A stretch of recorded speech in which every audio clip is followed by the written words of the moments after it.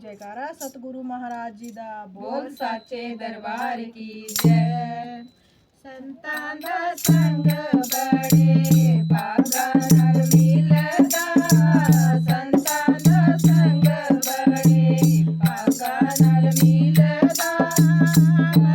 ਕਰੇ ਨੇ ਕੋਈ ਕਰਮ ਵਾਲੇ, ਕਰੇ ਨੇ ਕੋਈ ਕਰਮ ਵਾਲੇ। ਸੰਤਾਂ ਦਾ ਸੰਗ ਬੜੇ ਭਾਗਾਂ ਨਾਲ ਮਿਲਦਾ, ਸੰਤਾਂ ਦਾ ਸੰਗ ਬੜੇ